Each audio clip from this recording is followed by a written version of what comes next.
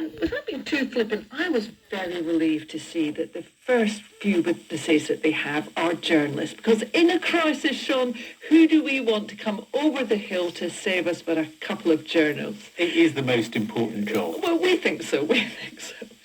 These guys, I must say, are experts from Sky and The Times who've been investigating the issues. They include Deborah Haynes, the defence correspondent at Sky News.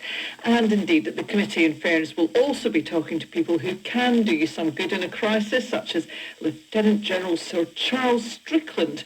He's the chair of an organisation called REACT. It's a humanitarian organisation which provides volunteers from ex-forces, skilled civilians, emergency services who will come and help out if things go really badly wrong. Okay, some serious stuff there. Now, one thing we are expecting, or perhaps hoping to hear about later on this morning, is when this session of Parliament will come to an end. So the parliamentary session is a bit like the academic year when, if you remember in school, we're getting to the end of term, we're getting to the end of the year because we know there's going to be a King's speech when the government will get the opportunity to have a bit of a reset, a bit of a relaunch and set out new policies. That is going to come in the middle of May, but we are expecting at any moment this term to come to an end. There is a rumour going around Westminster that instead of having another Prime Minister's questions next Wednesday, MPs will be sent home, more or less, on Tuesday night. And what will happen just on that Wednesday will be a ceremony to mark the end of the parliamentary session. We might find out later on today when the Leader of the Commons answers questions if that is actually accurate or whether it's just the rumour mill going into overdrive. But what we do know is that before any of that can happen, we have to have the dreaded process of parliamentary ping-pong on some more legislation. And later on today, the House of Lords is going to have to decide whether it's going to stick or twist on two bills. One, an English devolution bill, and the other one, victims and courts bills. We're now getting to the end of these arguments where there's normally just one issue that is at stake. But so far, the government has rejected some changes that the Lords have made to those bills. We'll have to find out whether peers want to have another round later today. Well, Susan is going to be back here, same time, same place, tomorrow, with all of the highlights from both the Commons and the Lords. You've been listening to Yesterday in Parliament with me, Sean Curran. The studio manager was Robin Schroeder, and our editor this morning was David Cornock. From all of us here, goodbye for now. Now let's get the latest weather forecast with Staff Nails. Thanks very much, Jane. Good morning to you. Well, high pressures continue to dominate our weather for the rest of this week, so we can expect more of the same, a lot of dry, settled and very sunny weather for some of us. Now, over the last few days, though, we have had a really chilly easterly wind, and that's knocked the temperatures down quite a bit, particularly the closer you are to southern and certainly for North Sea coast. But as this area of high pressure shifts position and its centre pushes closer to the UK, then it looks like the strongest of the winds will ease away. It'll still be a blustery day today, though, across more southwestern areas where it'll feel quite chilly, especially, for example, in Cornwall, Devon and into the Channel Islands. But most places are starting dry. It is a chilly start out there, though, with some frost in places, particularly the northern half of the UK, which is seeing lighter winds. Temperatures have dipped down to -4 Celsius in Aboyne, for example. Here there's little or no wind, of course, slightly breezier further south, like I mentioned. And we also have some low cloud and some mist, and that's affecting southeast Scotland and northeast England, areas east of the Pennines. Now, this will start to burn back over the next few hours. Certainly when the sun comes up, it'll burn back to the coast, but it could linger across some northeastern coastal areas, North Yorkshire and in towards Tyne and Wear. However, most places will see plenty of sunshine today. Now, as I mentioned, the winds will be a little bit lighter as well, so it's going to feel that bit warmer, particularly central and western parts of the country away from the east coast. So we're looking at temperatures 15 to 19 for most, but in the warmest spots in central southern England, we could be up to 20 or 21 degrees. That'll be very pleasant in the strong late April sunshine, but it will always be colder along North Sea coast, only 10 to 13 degrees here. And again, through tonight, with clear skies, it's going to be another cold one with some patchy frost into tomorrow. It looks like it'll start to dry. Low cloud towards eastern areas will burn back to the coast. We're looking at another sunny and very warm day. That's it from me. Thanks, Dav. Now the shipping forecast issued by the Met Office on behalf of the Maritime and Coast Guard Agency at 05:05 on Thursday the 23rd of April. There are warnings of gales in South Atsira, Fisher and Fitzroy. The general synopsis at midnight: high Cromarty 1035, expected Faroes 1031 by midnight tonight. Low Biscay 1015, losing its identity. The area forecast for the next 24 hours. Viking, North Atsira, northwesterly 3 to 5, occasionally 6 in southern North Atsira. Fair, good. South Atsira, northwesterly 5 to 7, occasionally gale 8 in east. Fair, good. East Forties, northwesterly 4 or 5, fair, good. West Forties, Cromarty, 4th Tyne, West Dogger. Variable 3 or less, increasing 4 at times. Fog patches later, good, occasionally very poor later. East Dogger, northerly or northwesterly, 3 to 5, fair, good. Fisher, German Bight. Northwest, 4 to 6, increasing 6 to gale 8 in Fisher. Fair, good. Humber, Thames. North or northeast, 3 or 4, occasionally 5 in Thames and 2 in Humber. Fair, good. Dover, White, Portland, Plymouth. Easterly or northeasterly, 4 to 6, occasionally 7 except in northeast Dover. Fair, moderate or good. Biscay, easterly 3 to 5, occasionally 6 at first in north, becoming cyclonic later in south. Thundery showers later, good, occasionally poor. East Fitzroy, cyclonic 2 to 4, occasionally 5 in north.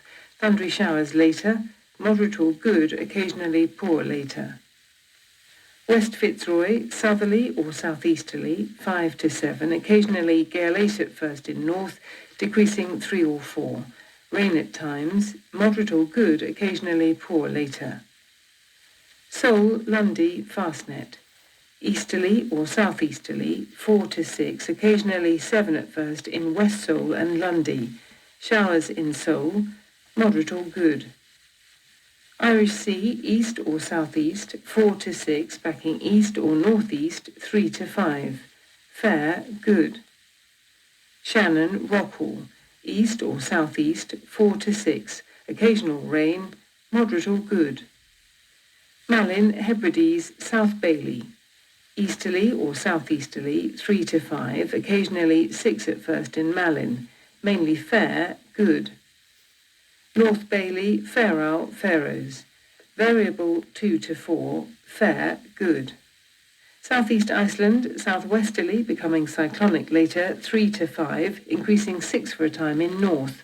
Fog patches at first in north, moderate or good, occasionally very poor at first in north. On to the weather reports from coastal stations for 0400.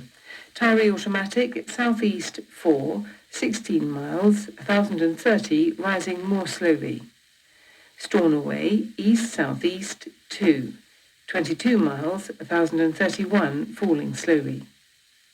Lerwick, northwest 1, more than 38 miles, 1034, falling slowly. Lucas, calm. 32 miles, 1034, now rising. Bridlington, northeast by east, 3, 1032, rising slowly. Sandesi light vessel automatic, east-northeast, 4, 2 miles, 1028. Greenwich light vessel automatic, east-northeast, 5, 5 miles, 1026. Jersey, east by north, 4, 13 miles, 1022, steady. Channel light vessel automatic, east by north, 5, 1024. Scilly automatic, east by south, 6, mist, 4 miles, 1021, rising slowly. Valencia, east by south, 3, 15 miles, 1020, now falling. Ronaldsway, east-northeast, 5, 9 miles, 1030, rising slowly.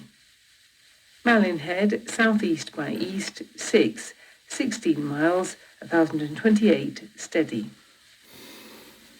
Now here's the weather forecast for the inshore waters of Great Britain and Northern Ireland, valid for the following 24 hours and issued by the Met Office at 0500 on Thursday the 23rd of April. The general situation: pressure will remain high across the United Kingdom during the next 24 hours, especially across northern and eastern areas. Conditions will be settled, although a fresh or strong easterly wind will continue to affect southern parts. Cape Wrath to Rattray Head, including Orkney. East or southeast, backing northeast in Murray Firth, 2 to 4, becoming variable 3 or less later. Fair, good. Rattray Head to Berwick upon Tweed, variable 3 or less, increasing 4 at times. Fair, good. Berwick upon Tweed to Whitby, east 2 or 3, veering southeast 2 to 4, becoming variable 2 or 3 later. Fair, good. Whitby to Gibraltar Point, northeasterly 2 or 3, occasionally 4 at first in south, becoming variable 3 or less later. Fair, good. Gibraltar Point to North Foreland, northeasterly 3 or 4, occasionally 5 in south. Fair, good. North Foreland to Selsey Bill, northeasterly 4 to 6, veering easterly 3 to 5 for a time at first in west. Fair, good. Selsey Bill to Lyme Regis, east or northeast, veering southeast for a time, 4 to 6, occasionally 3 in the Solent. Fair, good. Lyme Regis to Land's End, including the Isles of Scilly, easterly or northeasterly, 5 or 6, occasionally 7 from Poole Point westwards, decreasing 4 at times further east. Fair, good, occasionally moderate at first in west. Land's End to St David's Head, including the Bristol Channel, mainly east or southeast, but northeast in Severn Estuary, 4 to 6, increasing 7 at times. Fair, good. St David's Head to Great Orme Head, including St George's Channel, east or northeast, 4 to 6, decreasing 3 or 4, then occasionally 5 again later. Fair, good.